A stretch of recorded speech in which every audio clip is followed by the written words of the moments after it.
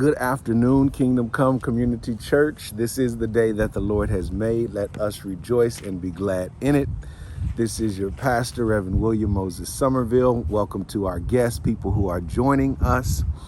As it was last week, I was outside in Montana, but I'm outside now back in the CA, of the LBC most specifically. I guess we can call myself a rapping pastor today, but just good to be back.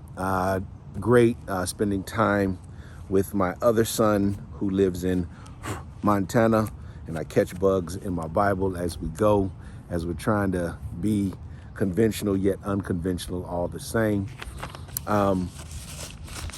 Once again, if you want to join with us further or more in depth, go to our website at kccommunity.org.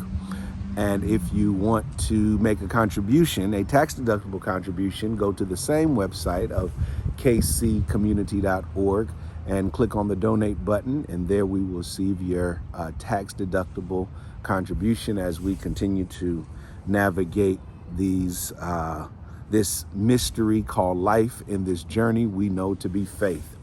I will not belabor the time nor the moment, but I do want to wrestle with, reconcile a text that's often not dealt with or talked about.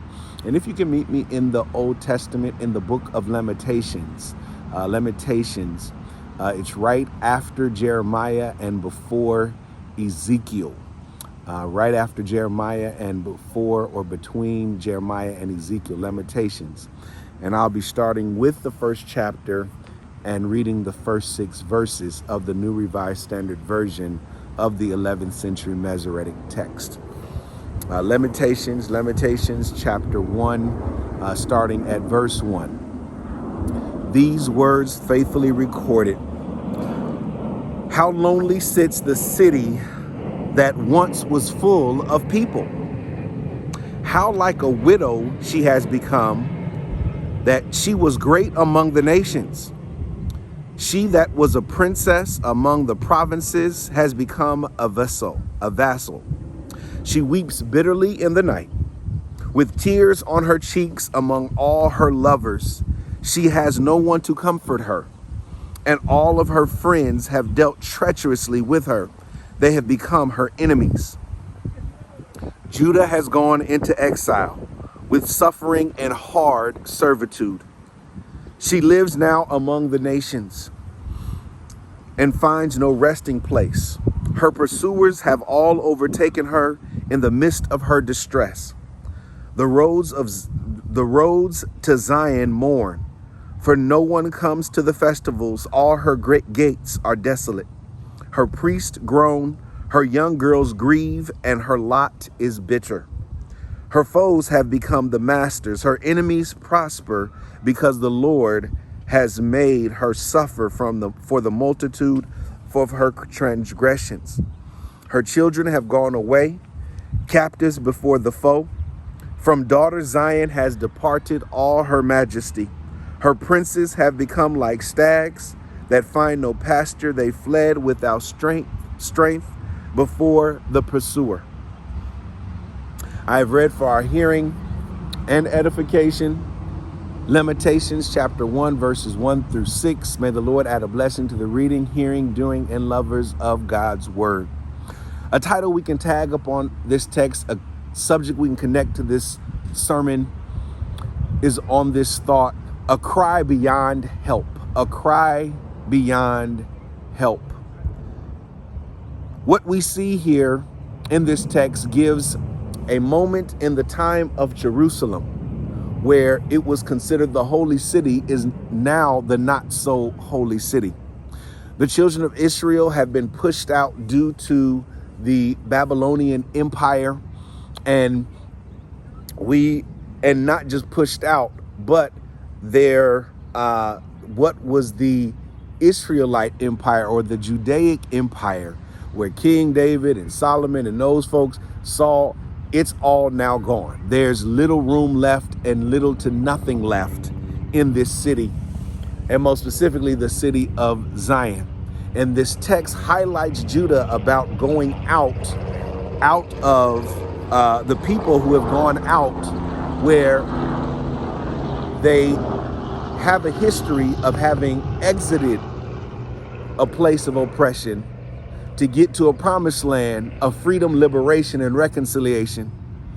And now, because of their patterns of behavior, from forgetting what happened in the past, they're beyond a cry for help because they're now being taken back into an oppressive state and place where they did not have to be.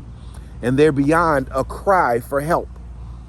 This speaks to what we will examine and explore, because we need to examine and explore where we are. But the key element out of why they are in this predicament, why they are at this place in space, is because they forgot about God.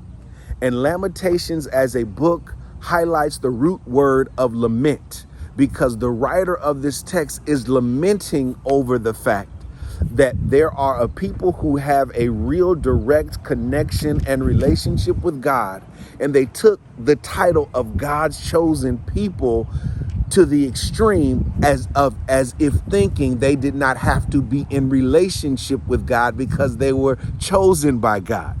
Wow, I think I just said a mouthful there.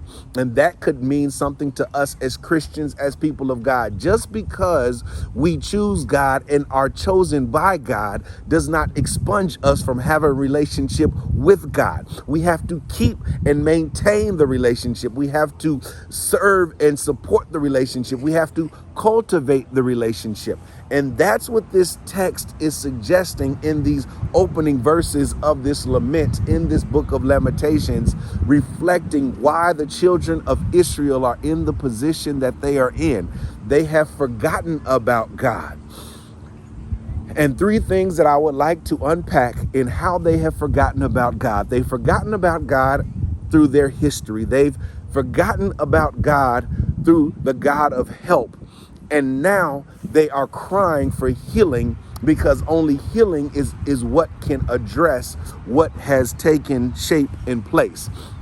The history, as I alluded to, goes all the way back to the fact that there was a time where they forgot about how the human race was made in Genesis, and then how the Hebrew race was taking place and shape. And the Hebrew race that started was most specifically through Abraham, who's the father of all faiths, or many faiths, if you will. And then it goes further into how Joseph took the 12 sons, who was one of the 12 sons of Jacob, who saved his family out of famine and the whole land out of famine during the Egyptian empire. And so as the people grew, like the words of Bebe, we don't die, we multiply. As the children of Israel grew, what happened was there was a Pharaoh in Egypt who did not know Joseph. And because he did not know Joseph for healing all the world at the time and making the world whole, he got insecure. And so it turns out the Hebrew people were then placed under oppression. And because they were placed under oppression, they cried out to God for so long, over 400 years, and God answered their prayer, saw a deliverer by the name of Moses. Moses got them out of Egypt, then decided to hang out in the wilderness a little bit to get Egypt out of them, now going into the promised land, which the main city of the promised land is known as Jerusalem. But now we come to our text that they were once now doing well. They forgot about God as the chosen people of God because they did not know their history. As the cliche goes, if you forget your history, you're bound to forget it. But not only did they forget their history, the God of their history, but they forgot about the God of help. Just because things are going well doesn't mean we don't need God anymore. Just because you're happy does not mean you don't need God's help still. And it is incumbent upon us as people of faith to still call upon God for help, especially when things are going well, because it's natural to call upon God when things are not going well. And that's why we are called disciples of Christ, because the root word of disciple suggests we are invited to a discipline in practicing. That's what I can celebrate about our Jewish brothers and sisters. That's what I can celebrate about our Palestinian brothers and sisters. That's what I can celebrate about our Islamic brothers and sisters, where we as Christians have to exercise discipline still, because we are disciples of Christ, in order to get into the discipline of asking God for help, even when we don't need help. Jesus did say he wants us to have life and have life more abundantly, yet we are still called as disciples of Christ to keep the discipline going.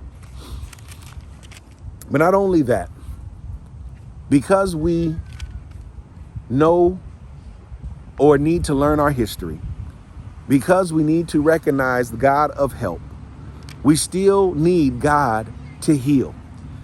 If my people who are called by my name will humble themselves and turn from their wicked ways, then I can heal their land. In order for healing to happen, you may need to experience hurt, which is why we're in this book of Lamentations. The people were hurting, but in the midst of hurt, that is just an invitation and gives segue in order for God to heal. And that's the good news, in spite of the lament and the book of Lamentations that's suggesting, even though they are hurting, it's giving opportunity for God to heal. I know you may be hurting in life right now. I'm most certain if you're living in these yet to be United States of America, things are not necessarily looking so well, where there are wars, there are hurricanes, there are habits that are happening and acquiring that leave us in a very hurting place.